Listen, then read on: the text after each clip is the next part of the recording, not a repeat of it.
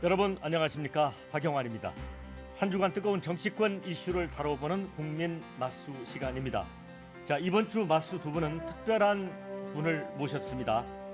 지금은 이제 현실 정치에서 한 발 떨어져 계시죠. 그렇지만 이 진영을 넘어서 날카롭게 현실 정치를 분석하고 계십니다.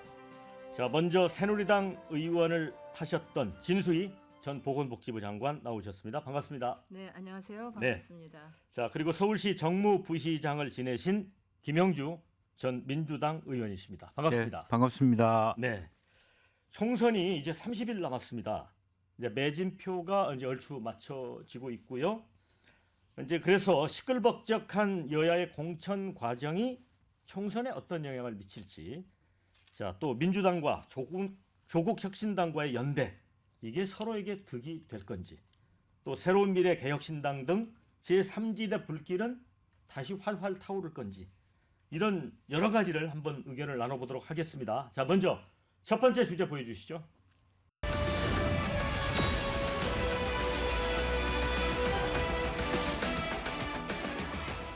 네, 민주당 공천은 이제 비명 횡사, 친명 횡재, 이런 신조어로 지금 축약이 되고 있습니다.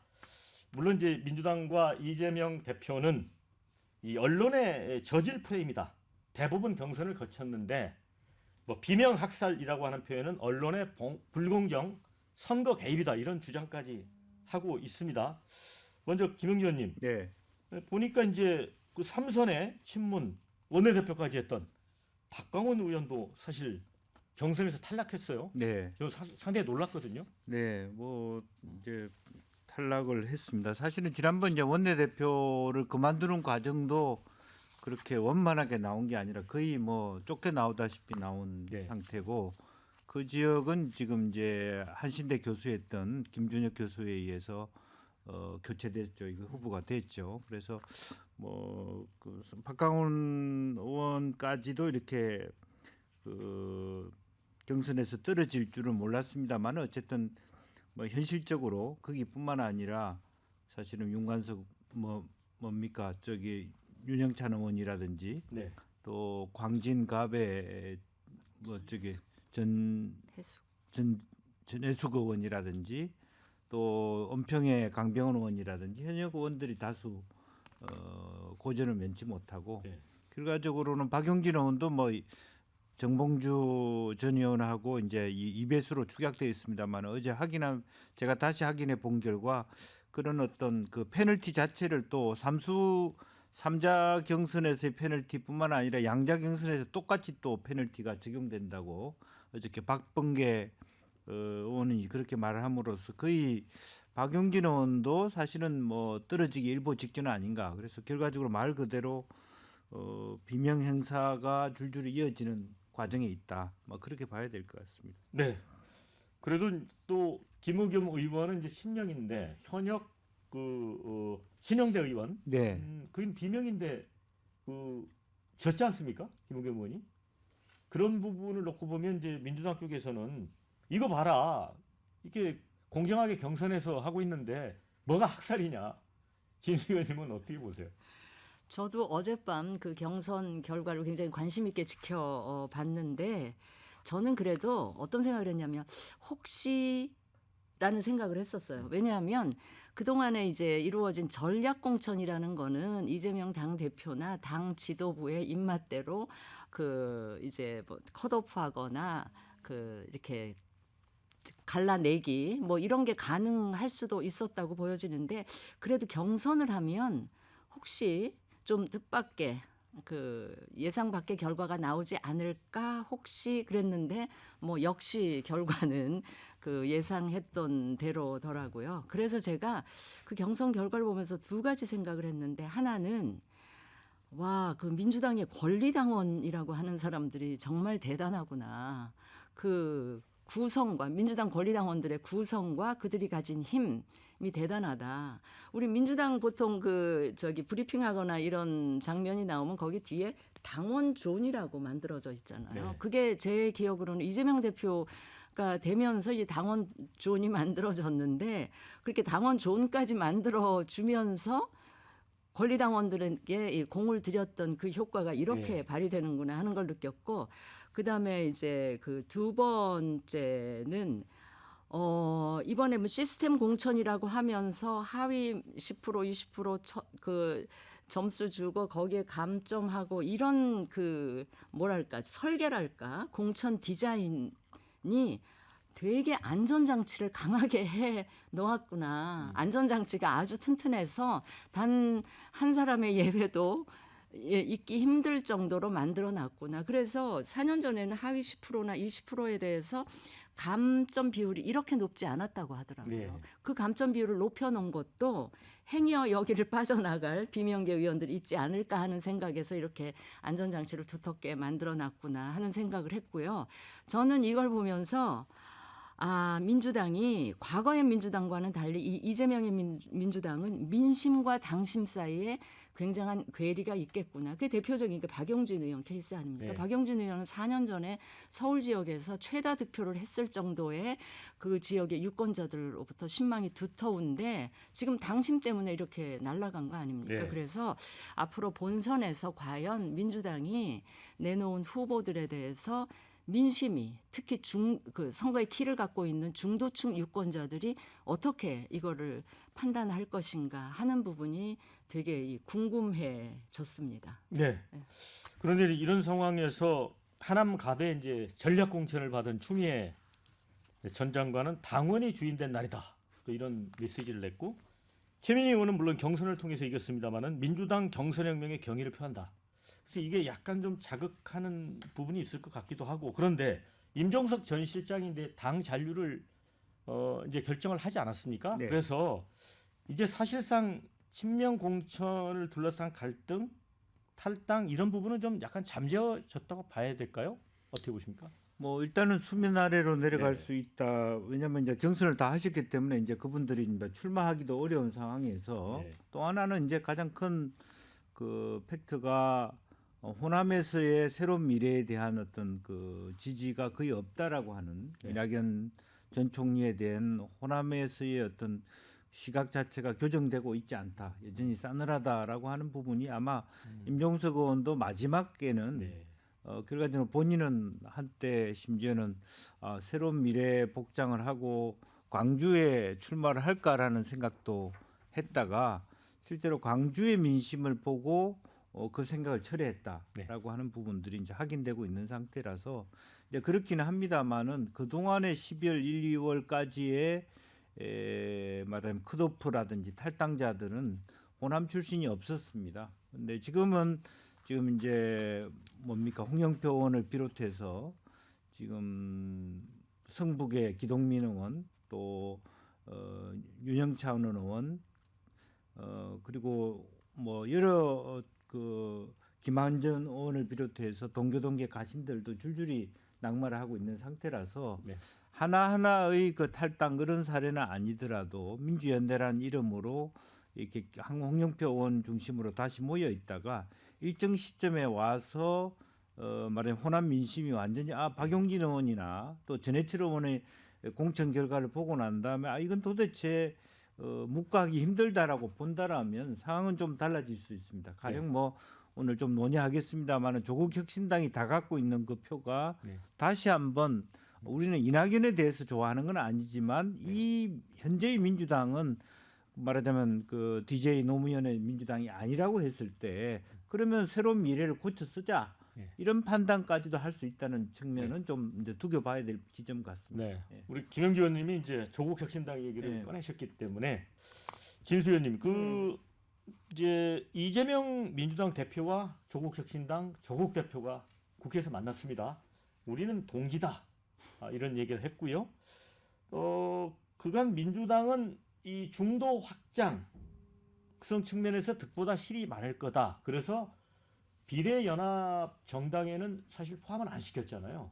근데 이거를 놓고 이제 이렇게 가는 거는 득이 될지 실이 될지 아니면 뭐 제로섬 게임이라는 얘기도 있고요. 비례대표 놓고는 어떻게 보세요?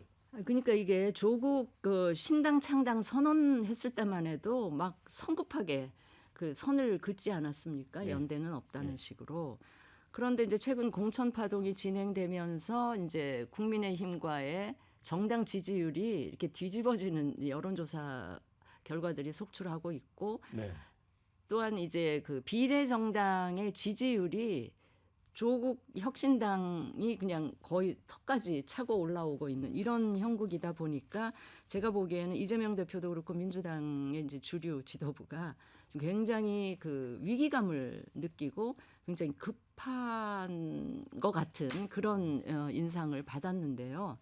저는 그 어젠가요, 그젠가요, 그 두 분이 이재명 대표랑 조국 혁신당 대표가 이제 연대 얘기하면서 만나서 손을 맞잡는 모습을 보면서 정말 그 장면이 저한테는 한국 정치 퇴행의 상징적 장면을 보여주는 것으로 인식돼서 저는 네. 굉장히 씁쓸했습니다. 무슨 말씀인가 하면 결국 두 분 다 지금 범죄 피의자 아닙니까? 범죄 피의자 연대의 다름 아닌데 한 분은 지금 계속 여러 가지 건으로 재판을 받고 있고 한 분은 이미 2심에서 실형까지 선고받은 이런 상태인 그 두 분이 맞잡고 연대하고 윤 정권 심판론을 이야기를 하니까 제가 좀 그 씁쓸한 느낌이 드는데 제가 이 말씀을 왜 드리냐 하면 사실은 최근에 들면서 정치인이나 공직자들에 대한 국민들의 눈높이가 상당히 높아졌습니다. 네. 그래서 이 높은 도덕성도 요구하고 있는 이 정도까지 왔는데 그렇다면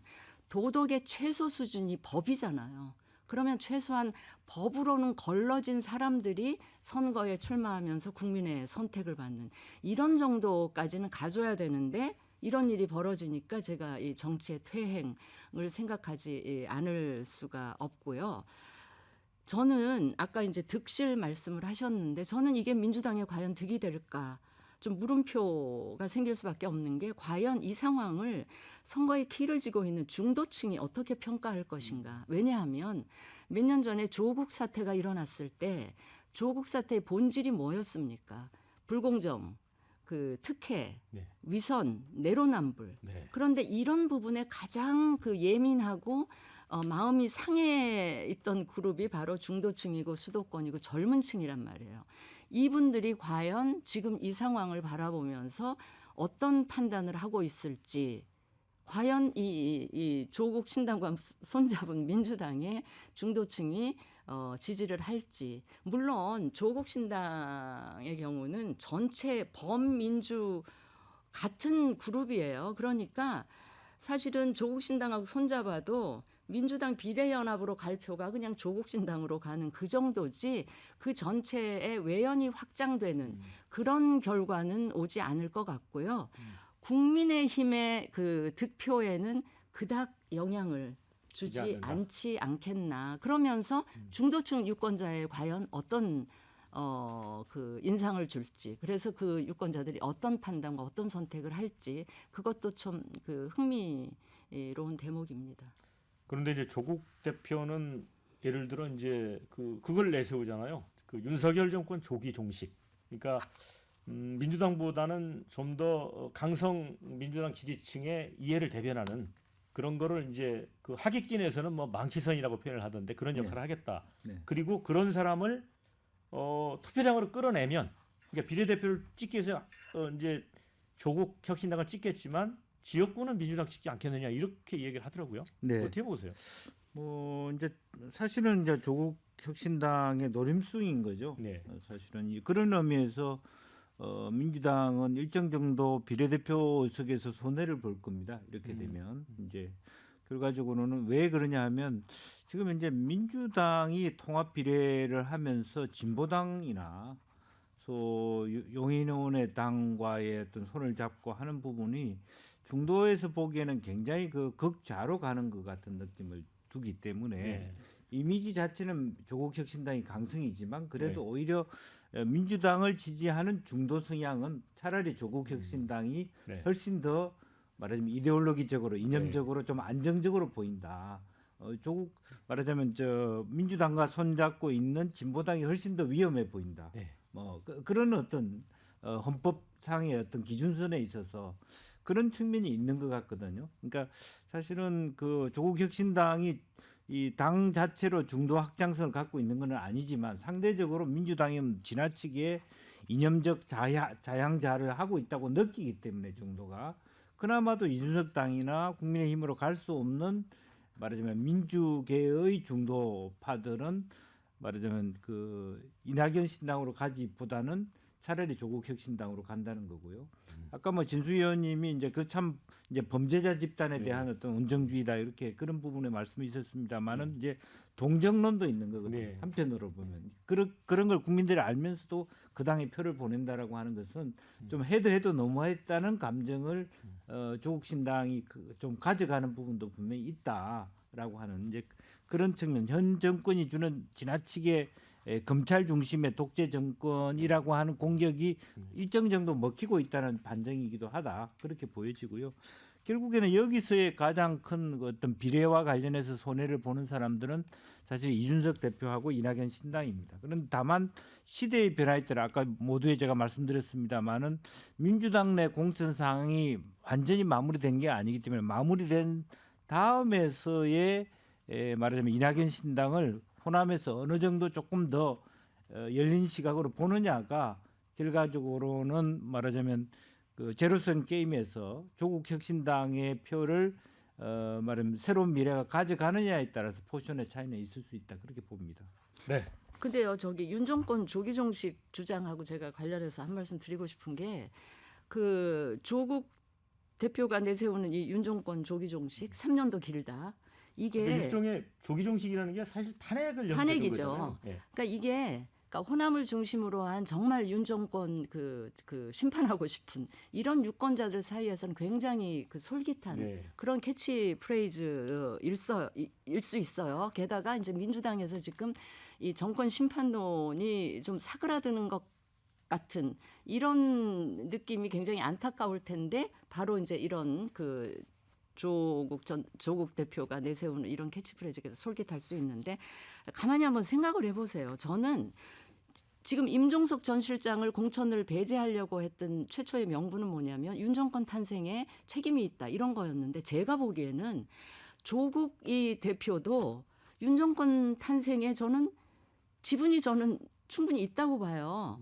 왜냐하면 저기 문재인 대통령 그 민정수석하면서 이 그 윤석열 검찰총장을 세운 사람 아닙니까? 청거해서 그러면서 이제 본인이 장관직을 안 받았으면 그냥 지나갔을 텐데 장관직을 받음으로써 그 청문회를 통해서 드러난 이 모든 것들이 이제 수사까지 연결되면서 뭐 그거에 대한 동정심도 있고 뭐 맞다는 얘기도 양론이 있습니다만 이런 상황이고 제가 보기에는 문재인 정권이 5년 만에 정권을 내준 그 책임의 일부도 저는 저기 조국 장관에게 있다. 대표에게 저는 있다고 봅니다. 네. 그런데 왜 민주당에서 임종석 실장은 배제하고 조국 대표랑은 손잡고 이것도 제가 보기에는 약간 그 모순되는 이율배반적인 그런 면이 있어서 여러 가지로 저는 지금 이 상황이 제 개인적으로는 좀 납득이 안 되고 이게 과연 네. 궁극적으로 도움이 될까 하는 물음표가 있는 거죠. 네, 제가 조금 균형을 잡기 위해서 네. 우리 김영규 의원님께는 이 질문을 좀 드리겠습니다. 지금 이제 민주당이 어찌 보면 이제 조국의 강에 이제 발을 다시 담갔다고 한다면 국민의힘은 지금 달서갑에 박근혜 전 대통령의 복심 또 탄핵 심판 변호인단이었던 유영하 변호사를 단수 공천했어요. 그 홍석준 의원이 그 미디어 노출도도 있고 나름 TK에서는 국힘의 자체 평가로 가장 존재감이 있는 의원이라고 했는데 컷오프 돼 버렸잖아요. 네. 자, 이거는 윤석열 대통령도 이제 박근혜 대통령 몇 차례 만났고 뭔가 정무적 판단이 있는 거 아니냐. 이거 역시 탄핵의 강에 발을 디딘 거 아니냐. 또 이런 비판도 있어요. 뭐 탄핵의 강에 발을 들였다 하지만 사실은 뭐 이것은 이미 누가 보더라도 정무적 판단에 의한 것이고 또 한편으로는 대구 경북 지역에 윤 대통령이 지니는 한계, 윤 대통령 손으로 네. 박 전 대통령을 집어넣었다라고 하는 그런 부분에 대한 자기 콤플렉스의 표현이라고 보여집니다. 공을 많이 들인 거고 네. 그래서 그건 탄핵의 강에 빠졌다라기보다는 어쨌든 국민의힘 입장에서는 통합이다 이런 관점으로 볼 거예요. 그리고 아직도 뭐 그렇게 유영하 공천 줬다고 탄핵의 강에 빠졌다 그렇게 생각하는 사람들도 별로 많지는 않을 것 같고요. 뭐 내부적으로는 이제 뭐 반발하는 사람도 있지만 전체적으로 보면 뭐 여야 할 것 없이 냉정하게 얘기하면은 꼭 줘야 될 사람을 주고 있는 거 아니에요? 실제로 보면. 네네. 그러니까 한동훈 비대위도 결과적으로는 주진호 비서라든지 또 인사비서관이라든지 꼭 줘야 될 지점들은 줄 수밖에 없는 것을 국민들도 이해하는 부분이다. 저는 그렇게 이해하고 싶습니다. 네. 자, 여기까지 마무리하고 두 번째 주제로 가보도록 하겠습니다.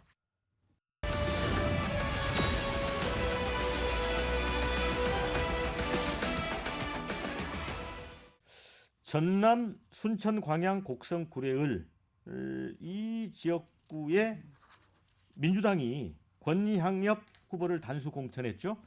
여성 전략 공천인데요. 이를 두고 지금 더불어민주당과 국민의힘이 이제 맞고발하면서 이른바 소송의 정치가 다시 또 본격화하는 양상입니다. 민주당은 권 후보에 대한 허위사실 유포 혐의로 한동훈 국민의힘 비대위원장 고발했고요. 국민의힘도 즉각 이재명 대표를 또 무고죄로 고발한다고 합니다.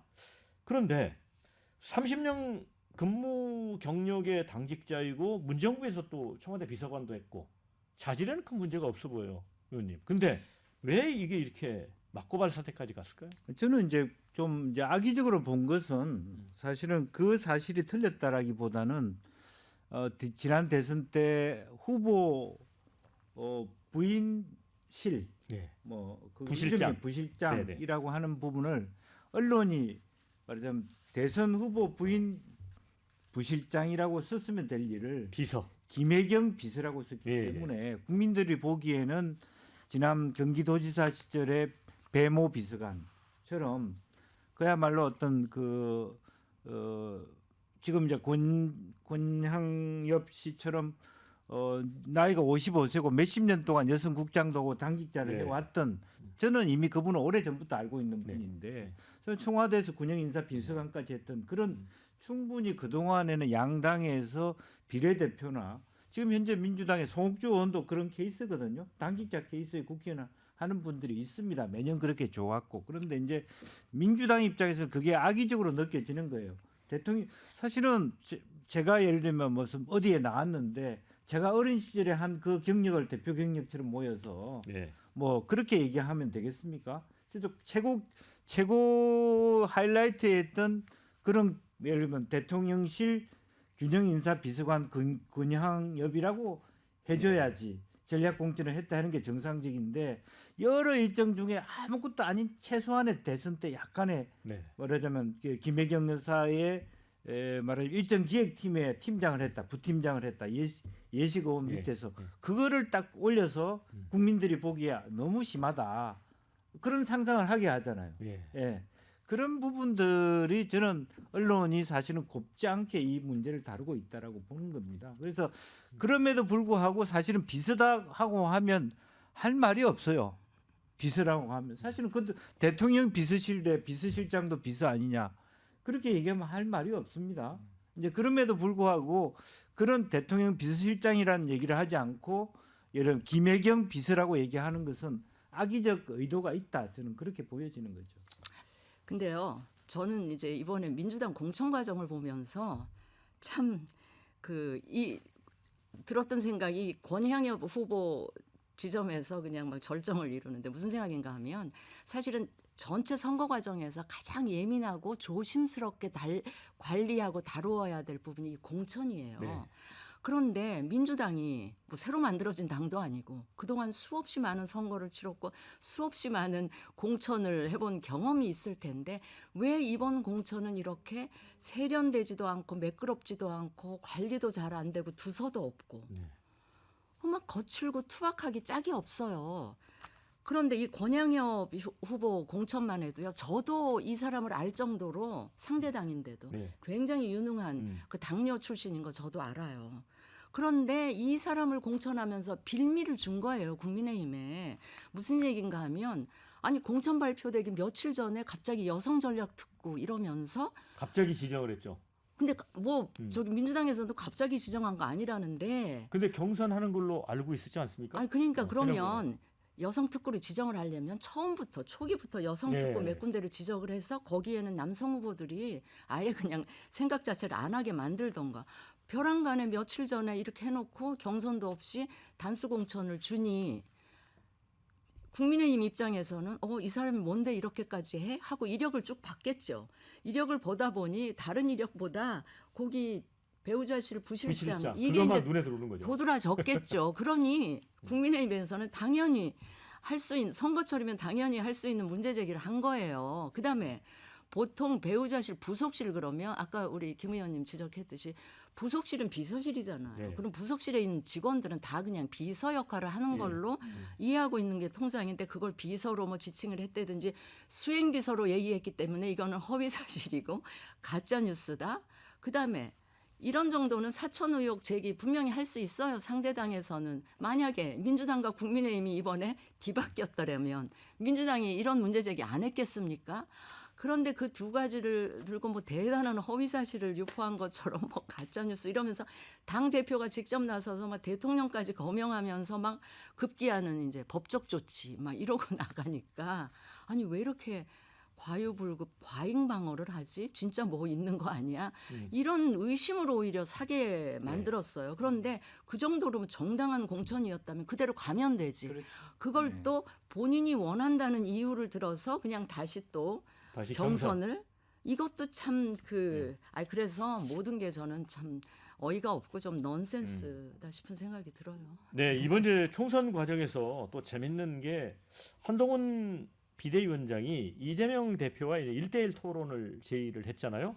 실제로 이제 KBS, MBC, TV조선 채널 A 네 군데에서 각 당 대표실로 공문을 보낸 모양이에요. 근데 아마 제가 보기에 생방송으로 토론이 이루어지면 시청률은 어마어마할 겁니다. 관심이 있으니까. 그런데 거절했잖아요, 이재명 대표가.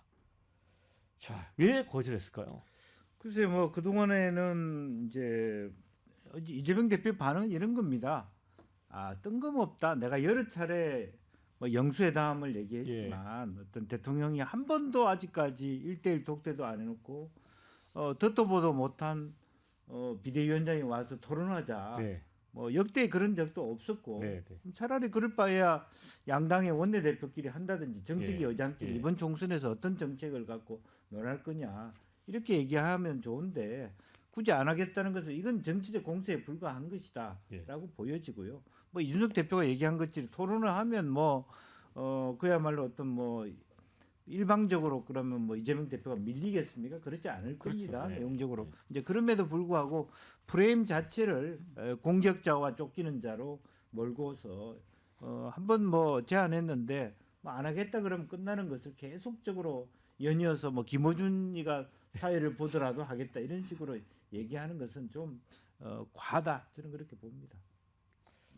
진 의원님은 어떻게 보셨어요? 아니 뭐 안 받을 거 뻔히 알면서도 저는 제안을 했다고 보고요. 그건 말씀하신 대로 프레임을 좀 이재명, 한동훈 이 구도로 갖고 가고 그러니까 윤석열 싶겠죠. 대통령은 이제 숨긴다는 얘기예요. 예, 숨기고 지금 그렇게 지금까지 해서 국민의힘이 그래도 조금 재미를 봤다고 할까요? 그렇기 때문에 이제 그런 거고 이제 한동훈 위원장이 계속 이 주장을 하는 거는 그 못 받을 거 알면서도 하는 거고 그 못 받고 거절하는 모습이 언론에 자꾸 비춰질 수 있게 하는 일종의 이제 그것도 선거 운동의 일환이고요. 뭐 정치 공세죠, 다분히. 네. 저 이제 이번 총선 과정에서 또 특이한 게 이제 국민의힘의 한동훈 비대위원장은 지금 이제 사선의 김영주 국회 부의장 영입을 했고요. 또 이제 대전에서 우리 이상민 의원도 영입을 했죠. 그런 어떤 어찌 보면 외연 확장 전략이랄까요? 이렇게 나가고 있고 민주당의 이재명 대표는 이제 강성 친명 그래서 민주당의 DNA를 지금 바꾼다는 거 아닙니까? 네. 이렇게 나가는데 이런 게 총선에는 서로 어떤 목표하고 연관이 있을까요? 그러니까 이제 의원님, 이재명 네. 대표는 그동안에 정치하면서 사실은 외로운 투쟁을 해서 이 자리까지 왔고 그 과정에서 이제 민주당에서는 소위 민주화 운동 세력, 전대협 세력 이런 말하자면 그런 어떤 우리 사회에 좌파의 정통성이 있는 경력을 가진 분들이 네. 주요한 메인스트림이었는데 그런 어떤 뭐 정동영계에서 출발해서 여기까지 오실 때 여러 가지 서름도 있고 아쉬움도 있었고 그러다 보니까 제가 알기로도 이제 그 서울시장 뭡니까 박은순 시장 돌아가시고 박홍근 의원을 비롯해서 전진호 의원이나 그런 이제 그런 부분들이 이제 이재명계로 들어가면서 네. 세대 교체, 네. 주류 교체라고 하는 부분이 생겼고 자연스럽게 그러다 보니까 성남에서 정치를 하다 보니까 뭐 경기 동부연합이라든지 진보당 계열이 같이 그 안에 들어왔고 이제 그런 것들이 지금 자기의 정치적 토대가 되어 버린 상태다 보니까 이념적인 지향성이 좀 더 짙어졌고 시민사회 그 연대도 강화해졌고 또 혹은 시대가 많이 지나가면서 백낙청이라든지 함세웅이라든지 어떤 우리 사회 진보의 원로들이 한결같이 이재명을 굉장히 어떤 유일한 차기 지도자, 뭐 어떤 대선 후보감으로 네. 한다는 것 이것이 이제 이해찬 총리와 결합되면서 완결성을 가지게 됩니다. 이제 그러다 보니까 더 이념화되고 더 좌파적 지향을 갖고 되고 세대는 전대협 체제는 물러나게 하고 한 청년 세대가 들어오는 이제 그런 식으로 하면서 DNA가 바뀌는 구조가 됐다는 것이죠. 이제 그런데 이제 문제는 그걸 한동훈 장관이 눈치를 채고 있는 것 같아요. 네. 그러니까 중원을 버리는 거죠. 네. 이재명 대표가 스스로가 말하자면 비례대표나 그런 걸 함으로써 더 왼쪽으로 본인 스스로가 갔기 때문에 그러니까 더구나 이제 조국 혁신당이 이제 비례로 이제 진출한다지만 또 네. 왼쪽으로 더 가 있잖아요. 네. 네. 이제 그런 상태에 왔기 때문에 그냥 편안한 마음으로 중원을 차지하는 것 같고 실제로도 우리나라의 중원을 차지하고 있어요. 충청도라고 하는 부분을 실제로 보면 윤석열 대통령 물론 뭐 네. 그동안에는 윤 대통령에 대한 지지율이 35% 박스권 안에 있었기 때문에 그것에 쓰임새가 없었습니다만은 점차 그것이 풀리면서 충청도부터가 공약이 통하고 있습니다. 우리나라 전체의 중원이. 그리고 또 혹은 민주당 안에서는 호남이 이재명 대표에 대한 공천에 대해서도 캐치마켓을 달기 시작했던 네. 이런 부분이 투표율과 연동되면서 상당히 이번 총선의 결과가 국민의힘에 좀 다소 이로운 쪽으로 가고 있는 징조가 보인다 그렇게 봐야 될 것 같습니다. 네, 이제 근데 반면에 이재명 민주당 대표 같은 경우는 이제 국민의힘 공천을 뭐 고인물, 뭐 썩는 물, 뭐 이런 식으로 비유를 하잖아요, 진수 의원님. 그러니까 민주당은 이제 새로운 인물이 사실 많이 이제 출마를 하는 것 같고, 국민의힘은 비교적 보면 소리 없는 그 소음이 없는 공천이긴 했지만 실제 이게 총선 과정에서 어떨까요? 물론 근데- 중도 의원은 확장하고 있습니다만. 네, 이재명 대표 뭐 새로운 인물이라 그러는데요. 뭐 현역들 많이 날렸는데 그 자리에 온 새로운 인물들이라는 게 사실은 뭐 국민들의 신망을 받는 이게 아니고 이재명 대표 뭐 측근이라든가 변호사 출신이라든가 이제 이런 분들이기 때문에 이제 문제가 되는 거고요. 아까 우리 앵커께서 그 이제 한쪽은 국민의힘 쪽은 좀 확장성을 염두에 두는 예, 것 같고 이재명 이제 저기 민주당 쪽은 순혈주의 뭐 이렇게 비교를 하셨는데 저는 이게 선거 목표에 있어서의 차이라기보다는 네. 애초에 기억해 보시면 시작할 때 양당이 굉장히 달랐어요. 뭐냐면 이제 그 국민의힘은 굉장히 절실하고 절박한 심정에서 선거를 시작을 했죠. 강서 재보궐 선거 이후 연말 연초까지만 해도 굉장히 절박했어요. 그래서 있는 의석이라고는 서울의 강남 3구와 주로 이제 영남 지역이기 때문에 그것만 갖고는 어떻게 해볼 수가 없잖아요. 거기서 조금 더 확장을 해야 윤 정권의 나머지 후반기에 뭔가 국정 운영을 그나마 이끌어갈 수 있다는 그런 판단을 했기 때문에 좀 이제 확장 노력을 했던 것 같고요. 네. 민주당에서는 뭐 170석 갖고 시작을 해놓으니 뭐 그 이재명 대표가 중간에 뭐 150석만 해도 된다 뭐 이렇게 얘기를 할 정도로 그러니까 의석에 있어서 굉장히 여유만만 그러니까 안이한 공천이랄까 뭐 그런 거를 하지 않았나 싶고요. 이 자신감이 넘쳐서 약간 자만했고 이 정권 심판론이 영원히 계속될 것 같은 그런 약간의 착각 착시 속에서 이제 공천을 완전히 자기 사람으로 전국을 까는 그런 공천을 하다 보니 사실은 2달 만에 이 판세가 막 이렇게까지 바뀐 거라서 모르겠습니다. 앞으로 남은 한 달 동안 또 무슨 변화가 있을 수 있는지는 모르겠습니다만 이번에 제가 이 상황을 보면서 역시 선거는 긴장하고 겸손한 쪽이 결국은 이길 수 있고 오만하고 안이하고 방심하는 쪽은 힘들 수 있다. 그래서 나머지 한 달 기간도 이런 총선이나 선거의 경험칙을 양당이 잘 명심해야 될 것 같습니다. 네. 자, 그리고 이제 최근에 이제 여론조사를 보면 공천과 관련해서 어느 당이 잘했느냐 이렇게 물어보면 국힘이 잘했다고 하는 응답이 한 10%쯤 높은 것 같습니다. 그러니까 그게 이제 일반 국민 이렇게 판단하는 것 같고요. 그리고 설을 기점으로 해서 국민의 지지율은 상당히 오름세였고 민주당은 이제 내려가는 그런 흐름이었거든요. 자, 그런데 그런 과정에서 또 정권 지원이냐 심판이냐 이런 의향을 물어봐도 그게 좁혀지고 있습니다. 자, 이게 앞으로 뭐 한 달 이상 선거가 남았기 때문에 어떤 흐름으로 경험으로 봐서 가실 거라고 예측하시는지 한 1분씩 짧게 한번 들어볼게요. 네. 네. 뭐 아무래도 원래는 사실은 그 선거의 특징이 사실은 정권 심판론이어야 되고 윤석열 정부의 지난 2년간의 평가 선거여야 되는데 그 프레임을 민주당이 상당히 어떤 그 날카롭게 진단해내고 분석해내고 하지 네. 못했다. 네. 그래서 프레임 자체가 한동훈 비대위원장 오면서 그런 부분에 대해서 사실은 제형을 잘 못함으로써 주도권을 저쪽에 넘겨줬다는 네. 아쉬움들이 있는 것 같고요. 그리고 김건희 쌍특검 문제 때문에 사실은 자기 당의 어떤 그 혁신 경쟁을 느슨하게 한 부분인데 그래서 이제 자기 당에서도 한 35% 현역 교체율이라고 하지만 네. 오히려 제가 보면은 그걸 의도했지는 않았겠습니다만은 현재 양당 모두가 분열된 상태에서 국민들은 역으로 예. 좀 더 안정된 후보를 선호할 수 있다. 오히려 지난번 총선도 오히려 국민의힘이 더 많이 혁신했고 더 교체율이 높았음에도 그렇죠. 불구하고 국민의힘이 손해 본 거거든요. 네. 이번에도 사실 그와 비슷한 경험들을 하게 될 가능성이 많다 그렇게 봅니다. 우리 진 의원님 어떻게 보세요? 앞으로 남은 기간이요? 네. 네. 이런 그러니까 조금 아까도 변화된 여론 추이가 네네 조금 아까도 말씀을 드렸긴 한데 지금 국민의힘 공천에 대한 평가가요 얼마 전까지는 그래도 긍정 평가가 조금 높았는데 네. 가장 최근에 된 걸 보니까 이 긍부정 평가가 조금 역전이 됐더라고요. 그만큼 이제 최근에 이제 시끄러운 그런 부분이 이제 반영이 된 것 같은데 그래서 역시 우리 유권자들은 시끄러운 건 싫어하고 좀 조용하고 안정적인 거를 선호하는구나 하는 걸 다시 한번 느꼈는데 그러니까 시끄러워도 그게 혁신 공천이면 점수를 줄 수 있는데 이번에 네. 민주당 공천은 그렇지 못했기 때문에 굉장한 실점 요인이 된 것 같기는 하고요.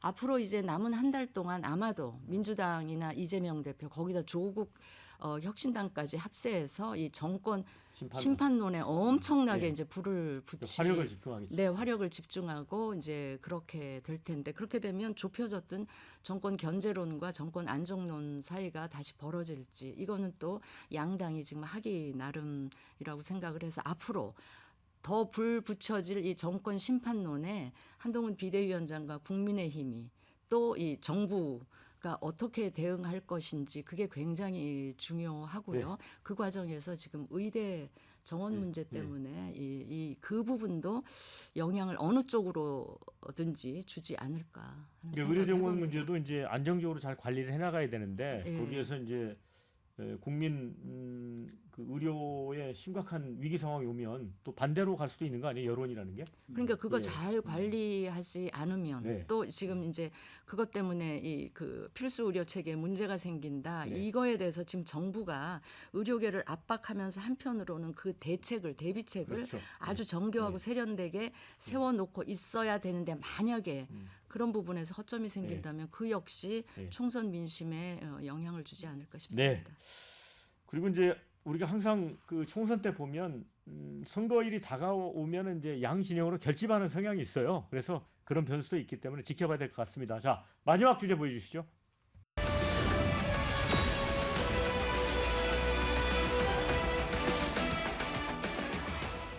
자, 지금 이 총선 국면에서 가장 힘들어하고 있는 분이 누굴까? 제가 이 순간 생각을 해봤거든요. 이준석 개혁신당 대표가 아닐까 생각이 들어요. 지금 김종인 공천관리위원장 영입까지 했는데 지금 보면은 그 조국 신당에 치여가지고 뭐 지지율도 안 나오고 어떻게 되살아날 수 있을까요, 김수현님? 그게 굉장히 지금 힘들게 보여지는 게 이미 조국 신당 출연 이전에 예. 그 이낙연 대표 신당하고 합당을 할 때 이미 개혁신당에 대한 기대나 불씨가 많이 사그라들어서 다시 그거를 그 지피기는 굉장히 힘들어 보여요. 거기다가 게다가 조국 혁신당까지 이렇게 나오고 보니 점점 지지율이 김종인 위원장을 모셨음에도 불구하고 지지율이 올라가는 게 아니고 정체돼 있거나 아니면 다시 더 내려가는 이런 추세여서 그 이준석 대표가 지금 지역구에 비례 대신에 출마를 하고 있음에도 불구하고 그렇게 결과는 썩 그 희망적으로 보이지는 않습니다. 희망적이지 않다. 우리 김영주 의원님은 어떻게 보세요? 실제로 이 제3지대라고 하는 것이 준비 없는 변화였기 예. 때문에 자기가 그러한 그 이준석이든 이낙이든 누구든 간에 그러한 변화된 어떤 롤 모델의 역할을 못했다고 봅니다. 그러니까 쉽게 얘기하면 뭐 과감히 내각제 개헌이라든지 또 말하자면 그 상극적인 양당 체제의 혁신 이런 것을 되게 예. 세게 내걸고 나갔었어야 되는데 그리고 이제 그러려면 역으로 보면 양당 중에 어느 당이라도 잘하는 당에게 캐스팅 보트 역할을 하겠다라고 하는 새로운 어떤 모멘텀. 저 사람들이 그래도 10석이라도 주면 우리 정치가 좀 선순환하는데 네. 도움이 되겠다 이런 시그널을 했고 비판이 있든 없든 간에 이준석 그 이낙연 두 사람이 똘똘 뭉쳐서 끝까지 갔어야지 승부가 났다고 봅니다. 헤어지면 안 됐다는 말이죠. 예. 헤어지다 보니까 이도 저도 안 되는 거예요. 이낙연도 이준석 만나서 안 되고 이준석은 더 이낙연을 만났기 때문에 더 안 되는 자멸의 구조로 가져 있다. 그리고 민주당이 지금 탈당하는 사람들조차도 새로운 미래에 가지 않고 있지 않습니까? 이제 그런 부분 또 하나는 결국에는 제3지대가 된다는 것은 제3지대에 맞는 롤이 있어. 대통령감이 있어야 되는데 뭐 하도 내각제를 하더라도 대선 후보감이 있는데 이준석 자체는 아직까지 어리다라고 하는 부분이고요. 뭐 이낙연 그 전 총리조차도 호남조차도 지지하지 않는 후보가 전국적 선택을 받기 어렵다는 난관이 분명히 있는 거거든요. 그래서 이것은 실패했다라고 볼 수밖에 없는 거고 차라리 이번 총선 이후에 다시 전열을 정비해서 개헌이라고 하는 큰 틀에서 이 논의를 해야 된다라는 생각을 합니다. 그래서 제가 이준석 대표를 보면 옛날 그 CF 생각이 나는 게 CF요. 순간의 선택이 10년을 좌우한다고 그 하여튼 빅텐트 치는 순간의 선택이 앞으로 몇 년을 힘들게 만들었지 않나 만약에 싶습니다. 네. 신 의원님 그 이준석 대표가 신당을 차려서 나가지 않고 좀 당내에서 기다리고 있다가 했으면 어떤 역할이 주어지지 않았을까요? 저는 한동훈 체제에서. 한동훈 체제에서는 모르겠습니다만 이제 한동훈 비대위원장 계속 있을 것 같지는 않고 이제 총선 끝나면 일단은 퇴각했다가 다시 적당한 시점에 등장하실 것 같은데 뭐 거기에 충분히 이준석 대표의 이제 공간이 열릴 수도 있고요. 저는 나갔다 하더라도 애초에 목표를 그냥 비례 정당 정도 아하. 작게 잡고 길게 긴 미래를 보고 가는 그런 선택을 했더라면 어땠을까 하는 저는 뭐 이준석 개혁신당이 잘 돼서 그게 당 밖에서 보수 정당의 매기 역할을 해줬으면 좋겠는 그런 기대가 있었던 제 입장에서는 지금 저 상황이 상당히 안타깝습니다. 차라리 이제 그 김종인 비대위원장 말씀처럼 이번에 다시 대구에서 떨어지더라도 대구로 갔어요. 대구로 가는 그야말로 대안이 될 수 예. 있는 차차기 대안이 될 수 있는 정도의 긴 호흡이 필요한 건 아니었나. 만약 이번에 하성 동탄에 나와서 국회에 입성하면 다행인데 그나마도 거기 가서도 선택을 받지 못했을 경우에는 어떤 평가를 받을 것인가. 이것도 아니고 저것도 아닌가. 이제 그런 부분이 이제 아쉬운 부분이죠. 네. 그러니까 화성을로 이제 갔는데 거기 국민의힘은 영입 인재인 한정민 전 삼성전자 연구원 출신이죠. 네. 한 10년 정도 공부를 했다고 하고요. 예. 민주당은 또 영입 인재인 공영훈 전 현대자동차 사장. 네. 일단 이제 3파전으로 봐야 되는데 진수현님이 한번 쪽지게처럼 예측을 해보시는데 아니 그러니까요. 거기가 안 그래도 어려운 지역 아닙니까? 이원욱 전 평균 민주당 나이가 뭐 34세인가 그렇다고 주민들. 그러니까 전 그 민주당 이원욱 의원의 지역구였는데요.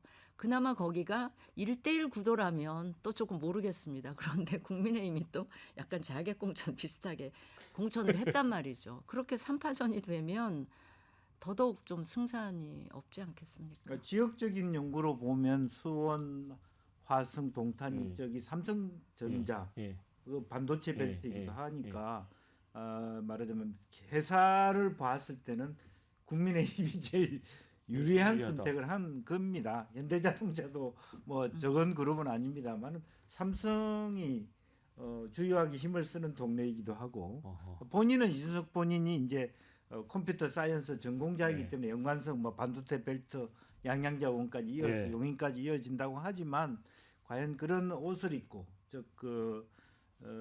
말하면 개혁신당의 옷을 입고 선택을 받을 수 있을까 이제 그러니까 네. 이준석 대표 부분이죠. 입장에서는 국민의힘이 되게 얄밉게 공천을 한 거죠. 아, 정말 그런 것 같아요. 네. 삼성전자 연구원 출신을 또 딱 거기다. 야, 근데 어쨌든 뭐 여기 화성을 지역구도 이제 인천 계양을처럼 정말 굉장히 관심 가는 뭐 네. 지역구가 될 것 같습니다. 자, 이제 또 정말 고심이 깊은 분이 이낙연 대표 아니겠습니까? 네. 자, 이제 서른 최고위원 또 홍영표 전 원내 대표 등과 연대하면서 이제 새 확장을 할 것 같은데요. 자, 뭐 윤영찬 의원 같은 경우는 이제 경선에 탈락했는데 탈당해서 입당을 할 수 있잖아요. 출마는 네, 못해도. 그렇죠. 예. 그러면 번호를 예, 만드는 데는 기호 3번을 얻을 수 있을까요? 어떻게 보세요? 기호 3번? 근데 저는 이제 그런 게 빠를지 아니면 민주당의 민주연대라고 하는 이름으로 모이는 게 더 빠를지 예, 그리고 난 다음에 오히려 그 갑이 민주연대가 되고 을이 새로운 미래가 되는 통합이 될 수도 있는 그런 지점이 남아 있다고 보여집니다. 그러니까 호남이 인정할 수 있는 구조는 오히려 새로운 미래의 민주연대가 통합되는 것보다는 현재 호남에서의 시그널 자체는 아직도 이낙연 총리를 인정할 수 없다라는 기조라면 홍영표 의원이 주도하는 네. 민주연대 또 김한정 서른 이런 분들이 더 주도적으로 열심히 해서 결과적으로 수로 보면은 뭐 거의 비슷한 수가 될 텐데 김종민 요쪽에 원수가 오히려 요쪽이 더 많을 수가 있을 텐데 그렇게 새로운 미래를 해체시켜가는 통합은 아마 호남이 동의해 줄 수도 있지 않겠냐. 근데요, 그런 생각을 이낙연 듭니다. 대표 입장에서 보면 참 모양 빠지는 게 처음에 새로운 미래 창당을 했어요. 예. 그랬다가 이제 개혁신당으로 합치면서 예. 당명이 개혁신당이 됐잖아요. 예. 근데 쪼개지면서 다시 새로운 미래가 됐어요. 그다음에 이번에 아마 어젠가 발표 말씀하신 거 보면 민주연대랑 이렇게 되면 민주연대로 당명을 바꿀 네. 수도 있다. 그래서 그래서 한때 저는 이낙연 그 총리한테 좀 더 비판하고 싶은 것은 그 옆에 이석현, 조기숙 이런 분을 두는 것이 정말 최악입니다. 이낙연 그 총리 자체도 문제지만 네. 그야말로 새로운 미래라면 새로운 사람을 양옆에 음. 앉혀야 돼요. 젊고 네. 네. 그나마도 이준석 당에 못지않은 정도의 음. 그런 정도의 구성이 안 되고 조기숙, 이석현 이런 분이 옆에 앉아 있는 그런 정당은 새롭지도 못하고 그들도 볼 가치도 없는 당으로 이미지 메이킹 된다는 말씀. 좀 너무 심하게 너무 말씀해 가혹하게 죄송합니다. 말씀. 네. 예. 자, 마지막으로요. 이제 호남은 보면 역대 선거에서 전략적 선택을 합니다. 호남 유권자들이. 그런데 이제 최근에 여론조사에서 이제 호남 지지율이 민주당 공천 파동 때문에 14% 정도 떨어졌다는 여론조사도 있었고 그렇다 보니까 무당층이 거의 26%까지 수직 상승하는. 그래서 자, 이러한 어떤 그 여론의 흐름이 그래도 이낙연 신당에 뭔가 마지막 기대가 될 수 있을까? 이건 어떻게 보세요? 저는 그 이제 여론조사에서 보면 호남 쪽에 민주당 지지율이 좀 빠지는 게 보이고 그게 이제 서울 지역의 저 민주당 지지율이라고 이렇게 연동돼 네. 있는 것 같은 느낌은 드는데 그래서 지금은요 민주당 지지층이 이제 답변을 안 하거나 답변을 해도 민주당 지지 안 한다고 하는 약간 샤이 지지층화 되어 있을 텐데 이분들이 그렇다고 계속 그렇게 갈 것 같지는 않고요. 전략적 투표 성향, 정치 성향을 갖고 있는 분들이기 때문에 지금 민주당을 하는 게 못마땅해도 정권 심판이라는 어떤 대의 거기에 그냥 그 민주당 지지로 계속 가지 않을까 싶은 생각이 들고요. 그게 이낙연 대표 쪽으로 가지는 않을 것 같습니다. 네. 왜냐하면 가능성이 민주당 쪽 지지하는 게 훨씬 더 정권 심판의 가능성이 커지는 거니까. 정말 말씀 듣고 보니까 이제 새로운 미래가 당연히 미래인데 미래가 지금 안 보이는 이제 시간이 다 돼서 네. 네. 한 50초 시간을 드릴 텐데 앞으로 이제 정치 경험이 많으시기 때문에 이제 총선을 이제 양당 대표가 관리를 해 나가겠지만 각 당이 정말 조심해야 될 거 하나를 꼽아 주신다면 먼저 김영기 의원님부터. 글쎄요, 이제 뭐 강약 그 대표들이 할 시간은 좀 끝났습니다. 네, 지금. 네. 그래서 오히려 이제 이번 마지막 남아 있는 것은 지역구 안에서 인물 대결 쪽으로 가게 될 것 같고요. 그런 결과들이 어떻게 될지 모른다라고 하는 부분이고요. 또 실제적으로 보면 아직도 이재명 대표는 이제 본인 변명하기에 급급합니다. 영등포를 가고 뭐 네. 양천을 가고 하면서 그동안에 이제 야멸차게 컷오프된 사람들의 행위에 대해서 변명하는 뭐 김영주 의원 네. 부분에 간다든지 네. 항의 지역구에 갔습니다마는 그런 차원보다는 정확하게 정조준을 했으면 좋겠습니다. 네. 네. 윤석열 심판이면 윤석열 심판에 맞는 네. 정책적 대결로 가야 된다 그렇게 봅니다. 네. 신수 의원님. 저는 그 지금 국민의힘은 서울 수도권에 굉장히 역점을 두고 있는데 네. 서울이라는 지역은요. 개개인의 뭐 그 각 지역구에서 얼마나 더 네. 열심히 하냐 이거보다 바람으로. 서울 지역 전체가 한 지역구인 것처럼 네. 바람으로 이리 저리 네. 뭐 이렇게 하거든요. 네.